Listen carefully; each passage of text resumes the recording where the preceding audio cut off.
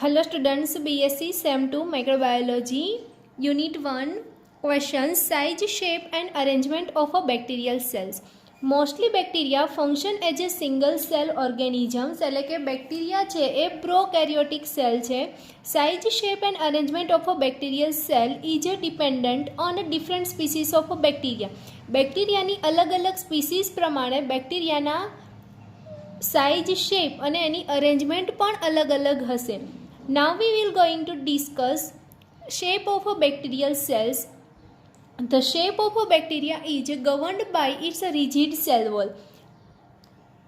Means bacteria having a rigid cell wall, and due to this rigid cell walls, bacteria having a different shape. Cell can be observed by some staining technique and microscopic techniques. They are best seen in a scanning electron microscope which gives a three-dimensional view. Bacteria છે એને જો આપણે observe કરવા હોય તો એ માઇક્રોસ્કોપની મદદથી observe થઈ શકે છે અને આપણે સ્ટેઇનિંગ કરીએ તો એને સારી રીતે ઓબ્ઝર્વ કરી શકાય છે. વધારે સારી રીતે જો આપણે બેક્ટેરિયાને ઓબ્ઝર્વ કરવા હોય તો સ્કેનિંગ ઇલેક્ટ્રોન માઇક્રોસ્કોપની મદદથી આપણે એને સારી રીતે ઓબ્ઝર્વ થઈ શકે છે કે એનું ત્રિપરિમાણીય વ્યૂ આપણે જોઈ શકીએ છીએ. Generally organisms having a four shape એટલે કે ઓર્ગેનિઝમ છે એના અલગ અલગ ચાર શેપના આપણને ઓર્ગેનિઝમ છે એ જોવા મળે છે.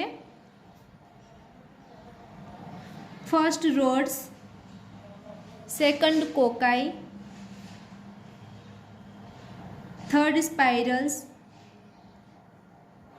And fourth comma shape.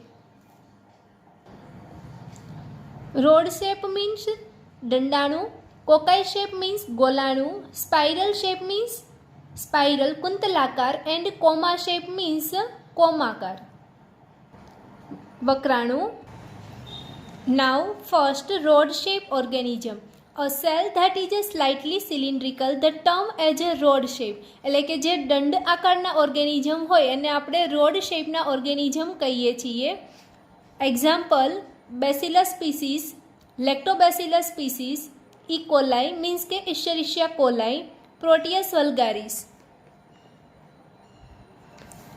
PV આવા અલગ અલગ ઓર્ગેનિઝમ છે કે જે રોડ શેપના ઓર્ગેનિઝમ છે. રોડ શેપના ઓર્ગેનિઝમની અંદર પણ બેસિલસ સ્પીસીસના ઓર્ગેનિઝમ છે એ લોંગ રોડ કહેવાય.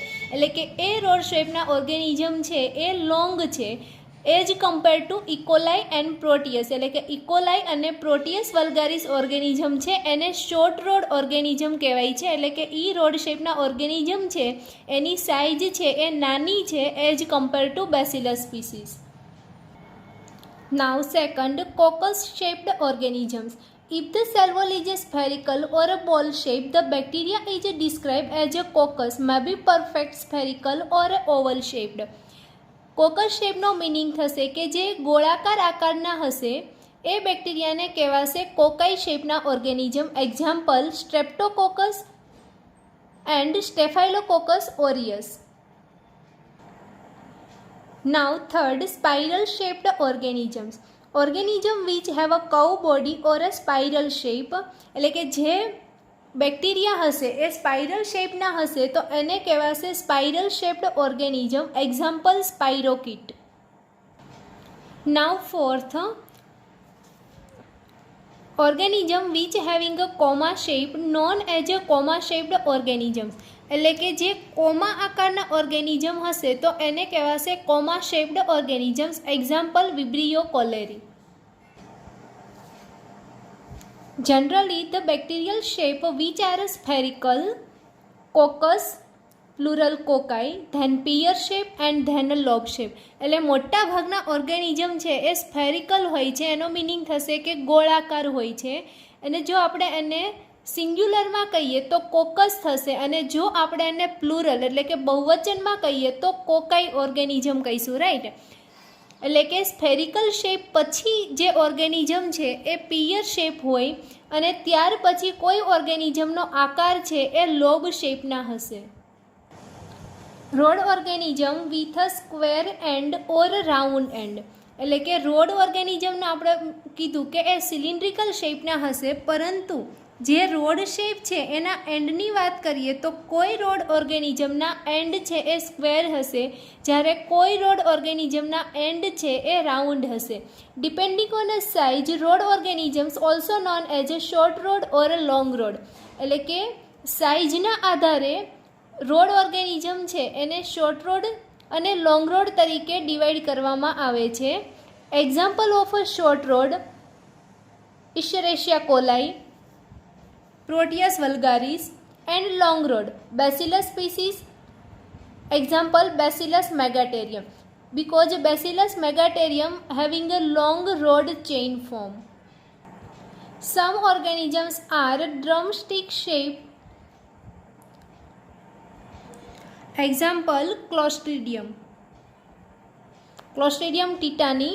એટલે કે ક્લોસ્ટ્રીડિયમ સ્પીસીસના જે ઓર્ગેનિઝમ છે એનો આકાર છે એ ડ્રમસ્ટિક શેપ હશે, એટલે કે બલ્જી ફોર્મ હશે, મીન્સ કે ઉપર ફૂલેલી રચના હોય અને ત્યાર પછી નીચે થોડી એવી ટેલ ટાઈપની રચના બનાવે. નાઉ next પ્લિયોમોર્ફિઝમ્સ or પ્લિયોમોર્ફિક organisms.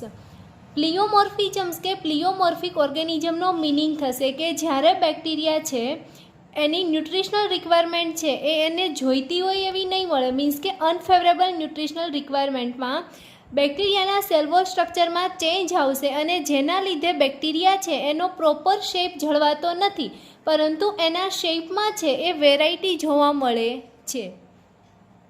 Some bacterial species are pleomorphic, means that they can exhibit a variety of shape and lack a single characteristics form. એટલે કે બેક્ટેરિયા છે એનો કોઈ પ્રોપર શેપ જળવાય નહીં, પરંતુ કોઈ એક જ બેક્ટેરિયલ સ્પીસીસ છે એના વેરાયટી શેપમાં વેરાયટી જોવા મળે.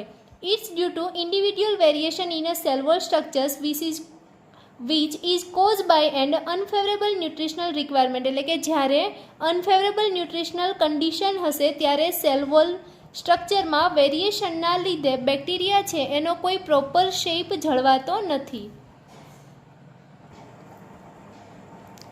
પ્લિયોમોર્ફિક ઓર્ગેનિઝમના એક્ઝામ્પલની વાત કરીએ તો કોરિયની બેક્ટેરિયમ ડિફથેરી. કોરિયની બેક્ટેરિયમ ડિફથેરી એ ઓર્ગેનિઝમ છે એ જનરલી રોડ શેપના ઓર્ગેનિઝમ છે, પરંતુ જ્યારે એને ન્યુટ્રિશનલ કન્ડિશન છે એને ફેવરેબલ નહીં મળે ત્યારે એના શેપમાં વેરિએશન જોવા મળે છે અને એ સ્વોલન કર્વડ ફિલામેન્ટ્સ ટાઈપના ઓર્ગેનિઝમ દેખાય છે. એટલે કે જે એનો રોડ શેપ છે એ ફેવરેબલ ન્યુટ્રિશનલ કન્ડિશન ના મળવાને લીધે સ્વોલન કર્વડ ફિલામેન્ટ્સ બની જાય છે. Arrangement of a bacterial cells. Bacteria having a different arrangement depending on a species. એટલે કે બેક્ટેરિયાની અલગ અલગ સ્પીસીઝ વાઇઝ બેક્ટેરિયાની ગોઠવણી પણ અલગ અલગ જોવા મળે છે અને બેક્ટેરિયાની અલગ અલગ અરેન્જમેન્ટ છે એ જ્યારે આપણે સ્ટેઇનિંગ કરીએ ત્યારે સ્ટેઇનિંગની અંદર ઓબ્ઝર્વ થાય છે. First characteristics arrangement of a cocci. એટલે કે જે કોકાઈ શેપના ઓર્ગેનિઝમ છે એમાં અલગ અલગ જે અરેન્જમેન્ટ જોવા મળે છે તે જોઈએ. Cocci appear in a several characteristics arrangement. First single arrangement of a cocci cells.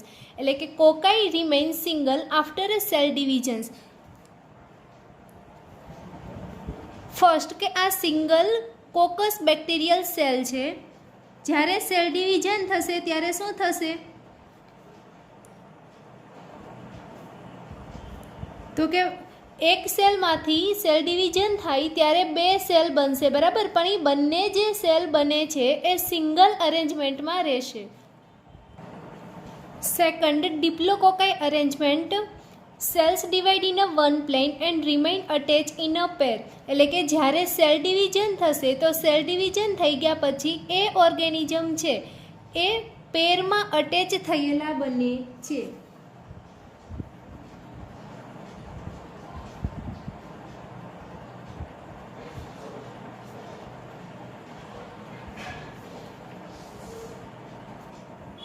Now third, streptococci arrangement.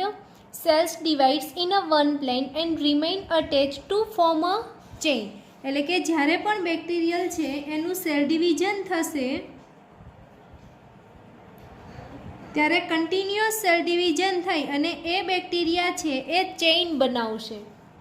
તો કે ચેઇન ફોર્મમાં અરેન્જમેન્ટ થયેલી હોય તો એ બેક્ટેરિયાને સ્ટ્રેપ્ટોકોકાઈ કહેવાય. નાઉ ફોર્થ, ટેટ્રલ કોકાઈ મીન્સ કે tetrad arrangement. Cell divides in a 2 plane and form a group of 4 cells. એટલે કે ટેટ્રલ કોકાઈનો મિનિંગ થશે કે જ્યારે સેલ ડિવિઝન થશે ત્યારે સેલ ડિવિઝન થઈ ગયા પછી એ સેલની અરેન્જમેન્ટ છે તો 4 સેલ છે એ જોડાયેલા હશે. Now fifth arrangement, સ્ટેફાઇલોકોકાઈ.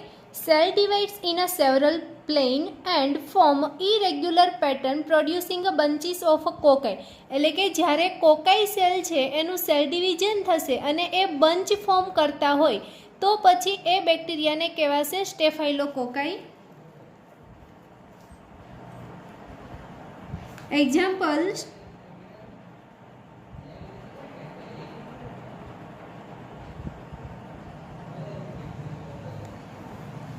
Staphylococcus aureus.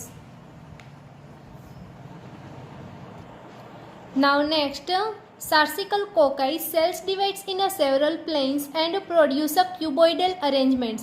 એટલે કે કોકાઈ સેલ છે એનું જ્યારે સેલ ડિવિઝન થશે ત્યારે આપણને ક્યુબોઇડલ એટલે કે ઘન આકારમાં ગોઠવણી થયેલી હોય એવી જોવા મળે છે.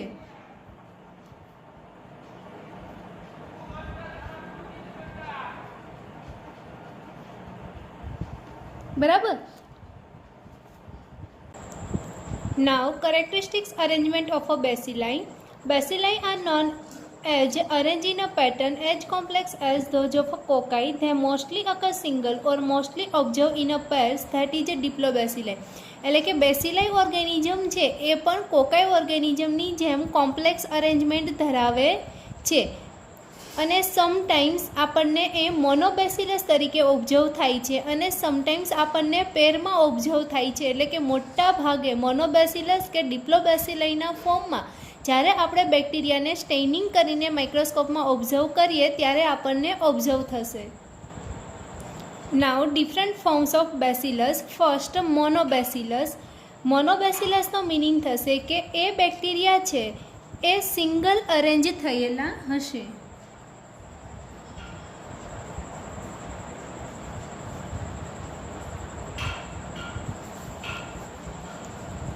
Now next, Diplobacillus. After the cell division, cells remains adherous and appeared in a pair form. એટલે કે જ્યારે સેલ ડિવિઝન થશે બેક્ટેરિયાનું ત્યારે સેલ ડિવિઝન થઈ ગયા પછી આપણને પેર ફોર્મમાં ઓર્ગેનિઝમ ઓબ્ઝર્વ થાય છે.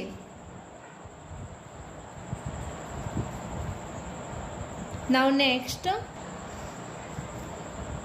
Streptobacillus. After the cell division, cells remain in a chain form, a structure like a straw. એટલે કે સેલ ડિવિઝન થઈ ગયા પછી સેલ છે એ એડહિયર રહે છે એટલે કે છૂટા પડતા નથી અને ચેઇન ફોર્મ બનાવે છે.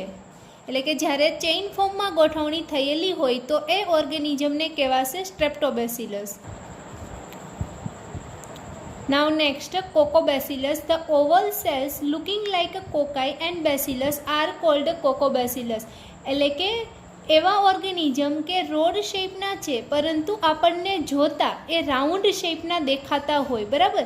એટલે કે એ ટાઈપનો ઓવલ શેલનો શેપ હશે તો એને કહેવાશે coccobacillus organisms. Next, size of different organisms. So different organisms are having a different size depending on a shape. First, cocci 0.3 to 0.5 micrometer in a diameter. Bacillus organism છે એ 0.2 to 2 micrometer in a diameter and having a 0.5 to 1 micrometer in a length. Vibrio spirella 0.2 to 2 micrometer in a diameter and 0.5 to 10 micrometer in a length. E. coli range from 1.1 to 1.5 micrometer wide and 2 to 6 micrometer in a length. એટલે કે અલગ અલગ organisms પ્રમાણે એની wide અને length અલગ અલગ છે. Okay, thank you.